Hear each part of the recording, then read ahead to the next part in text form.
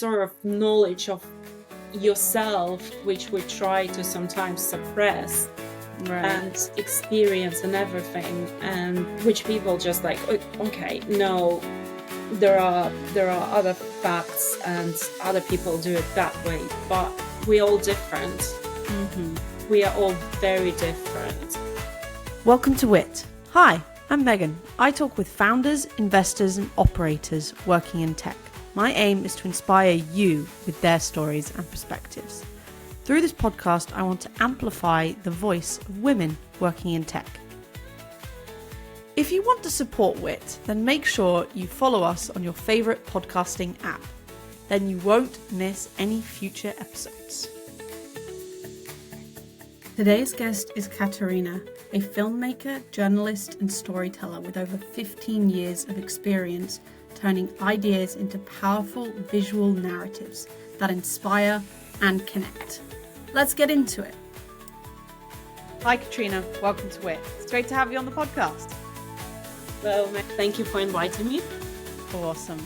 I would love to kick off our conversation with a lightning round. Is that okay? Yes. Great. Let's jump straight into it. Question number 1. What's one filmmaker who inspires you the most? Ooh, you told me it's going to be difficult. There is no one. Okay, I can tell you who brings some joy and light and color. Okay. At the moment. Wes Anderson. Okay, nice. Question number 2. What's the worst filming advice you've ever received? We'll fix it in post. Okay. Question number 3. What is a city that you'd move to purely for inspiration? I've done that. It was London. Okay, nice. Is there a different one or is it still London? Still London. Also, I guess now I go to, well, not city, but island. It's Crete. It's like a happy place. Some magic happens there. Question number 4. What does a filmmaker mean to you? Artist, inspiration, magic. Nice. Question number 5. If you could make a documentary about any animal, which one would it be? Oh, so many. God. I know. Dogs. Dogs, They yes. exist, but this is the correct answer. Yeah. And then question number 6. Who is one person you haven't met yet, but would love to? Never really felt like, okay, I need to meet that particular person. It's more like there are people in my life and they are not known. I want to see again. Okay. Like revisiting. Yeah. Lovely. But if I throw in the names, they will be like, no one will really know. Yeah, makes sense though. Question number 7. Are you the type of person that plans everything or do you go with the flow?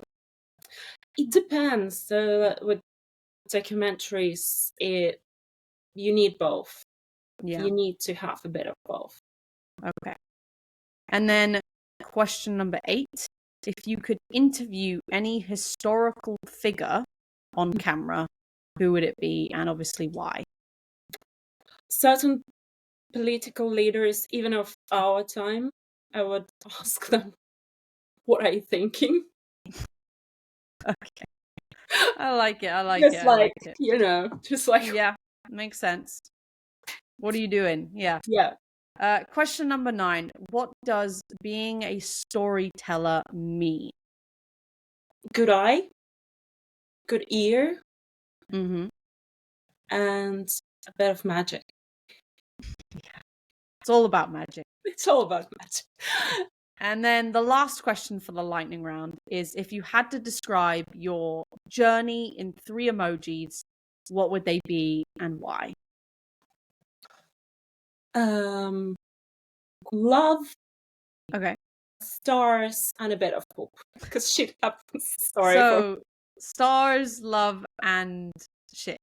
Yeah.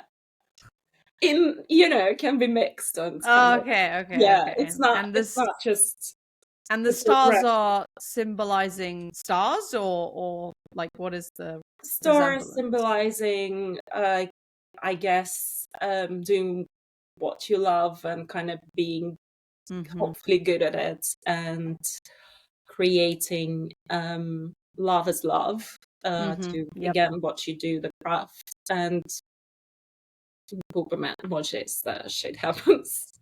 Good and bad. I like it. I like it. Good emojis. That was really great. Thank you for answering my lightning round questions.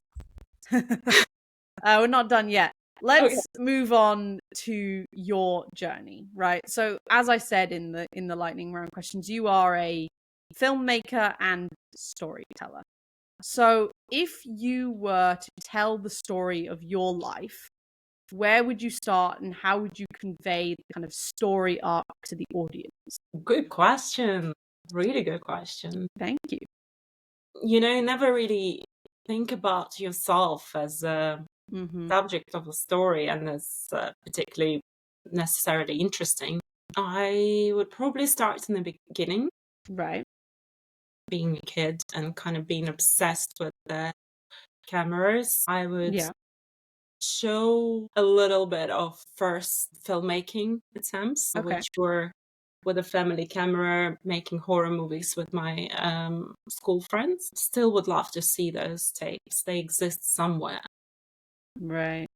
And then progress to all the mess, probably with, it wouldn't be a linear, it would be kind of going back to what's happening now and trying to explain it with early events of my life and why I am. It's not so bad, but yeah, my journey hasn't been really straightforward, and I think it still is not, and that's what I like about it. More interesting, I guess, in my head.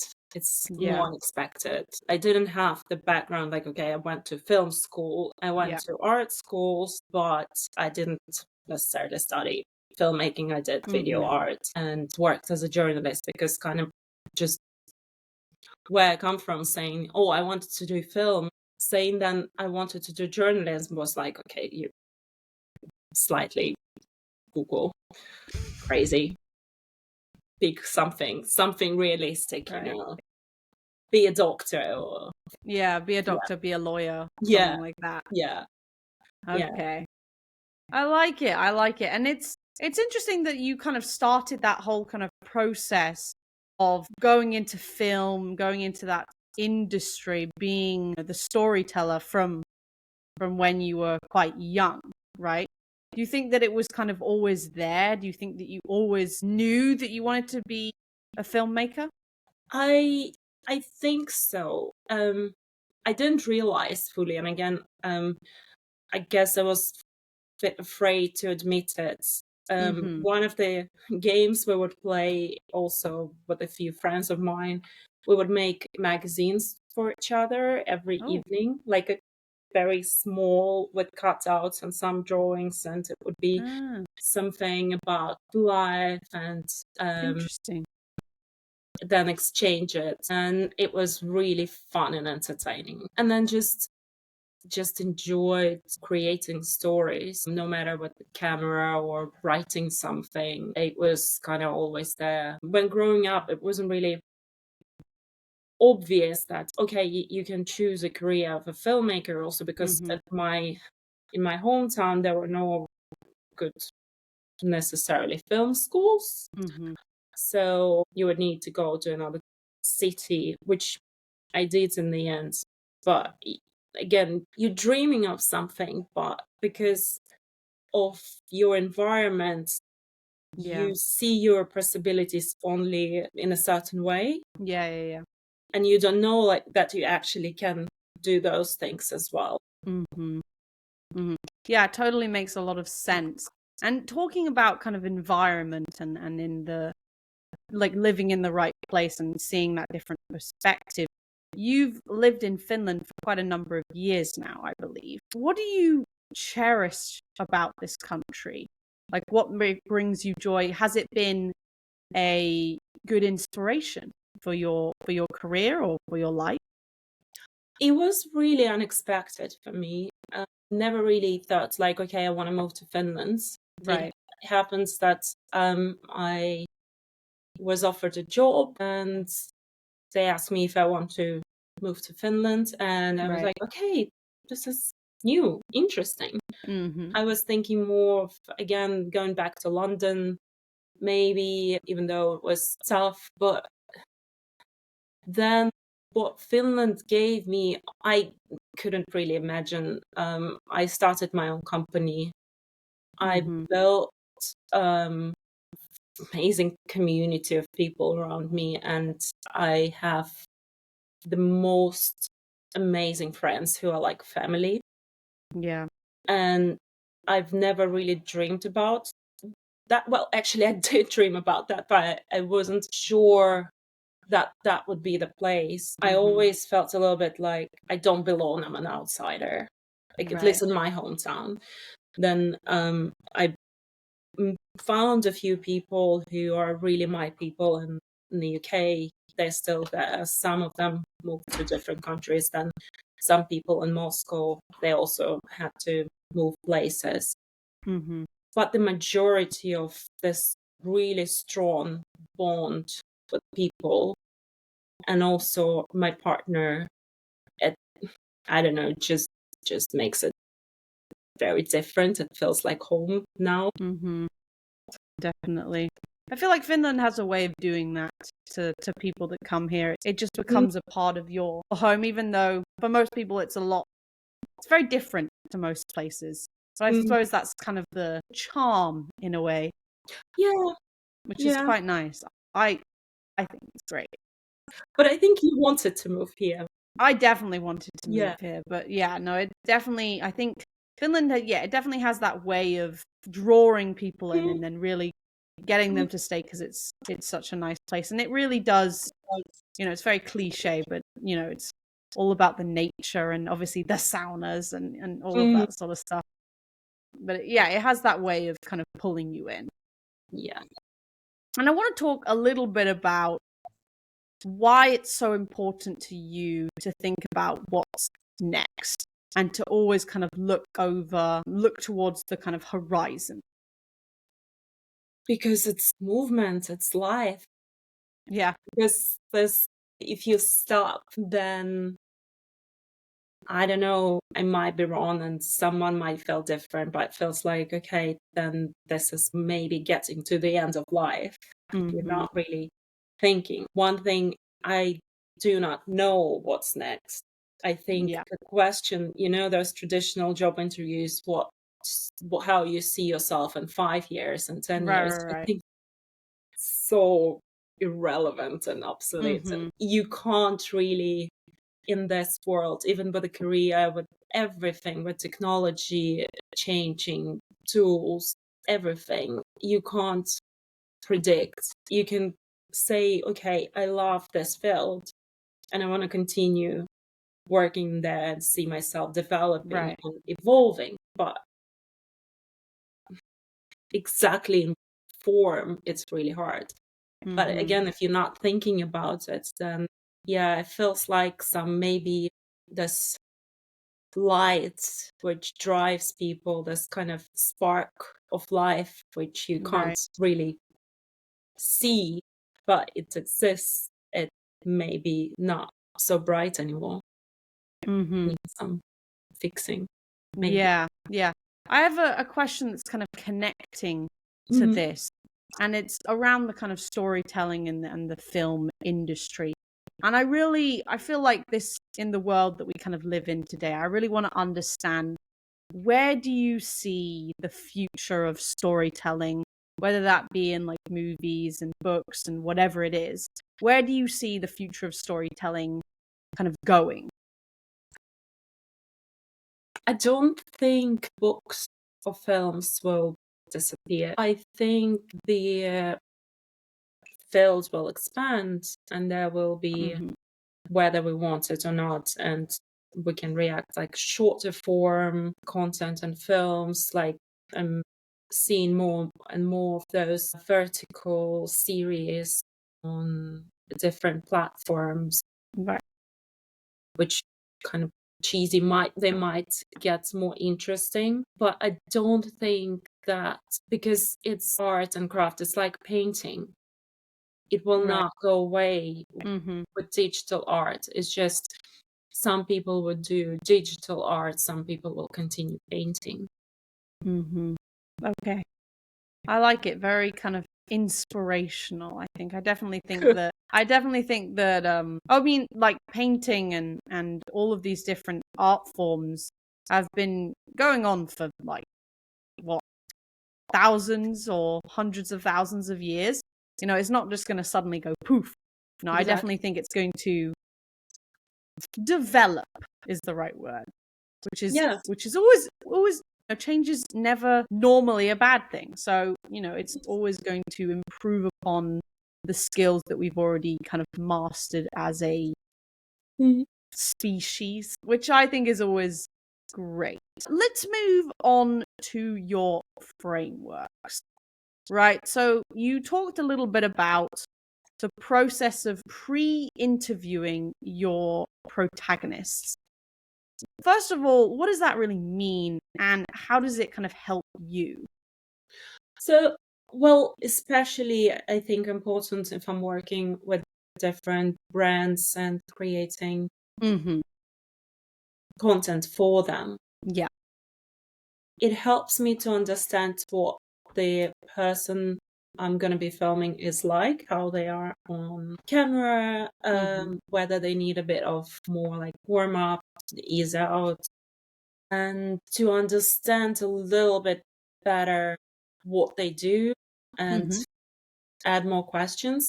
I generally don't like sending questions I'm going to ask to the interviewee, because Yeah. especially if uh, it's done for a company, of course, there are situations when some things need an approval, but it makes people sort of rehearse things, Yeah. and it kills the conversation and the Mm. flow, and it becomes not really nice to the eye and to the ear to Mm-hmm. listen to that speech. The same with films as well. I like to just chat and understand better. And sometimes people feel a bit more relaxed if you tell them, okay, we've been filming this, this is not going to be used. It's just kind of for me to see the flow. They feel a bit more relaxed, and then later they maybe a little less like tight when they're on camera. So things like that helps to find like a little key, hopefully, to Mm-hmm. And them. kind of understand Yeah. what's going to be happening, what's kind of the emotion, what's Yeah. the feeling that you want the audience to feel. Is that correct? Right? Yeah. Yeah. Of course, sometimes it can go also unexpectedly, and Mm-hmm. people immediately start building the walls when you start actually filming, Yeah.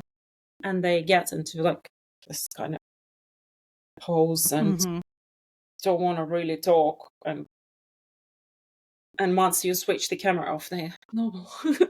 Yeah. But No.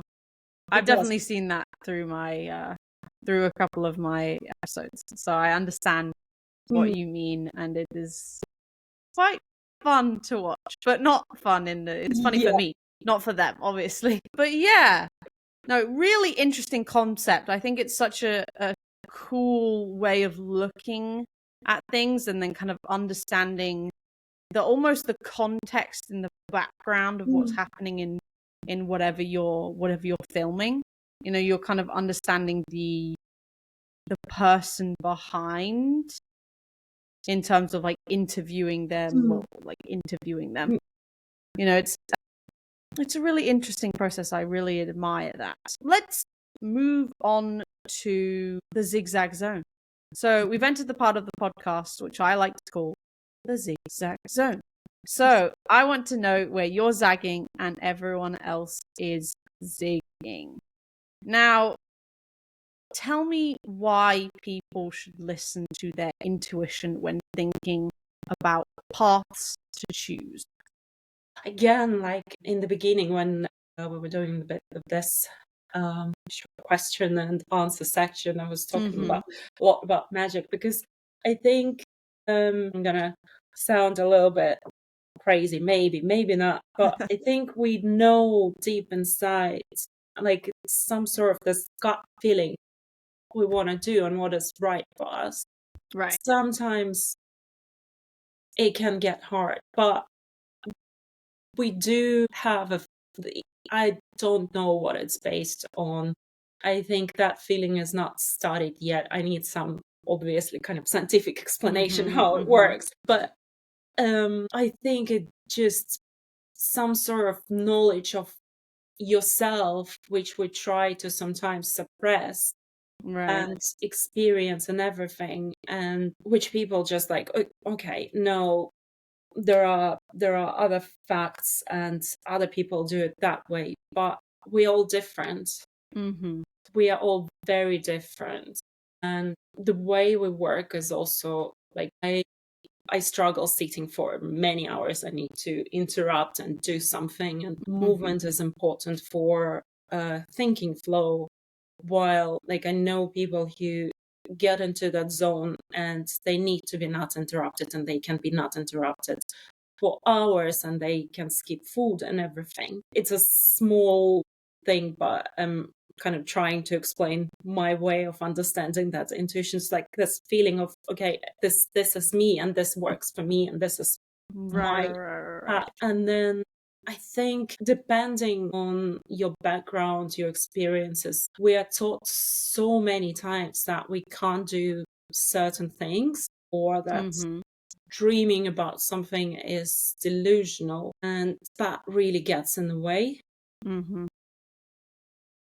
I don't know if it makes sense. Yeah, no, definitely makes sense. Kind of like, I'm trying to think of a way to explain it. I think you explained it quite well, but it's like the feeling of your individual self, and obviously that's different for everybody, but kind of deep down, not necessarily what you're supposed to do in the future or whatever it is, but you know who you are as a person and what you kind of want to achieve is like the best way, or kind of what are your goals or kind of aspirations, or something like that. I feel like you definitely explained it a lot better.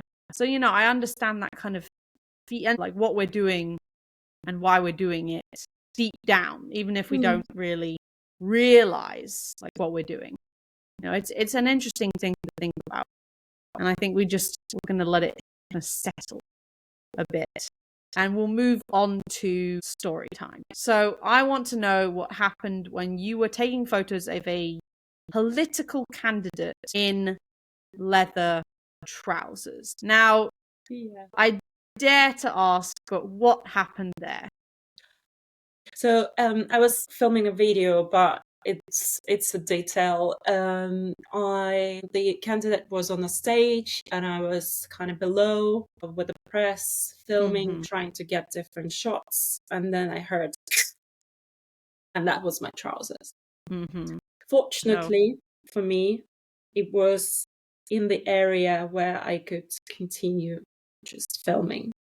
I looked down, checked. I was mostly still covered, and I continued filming.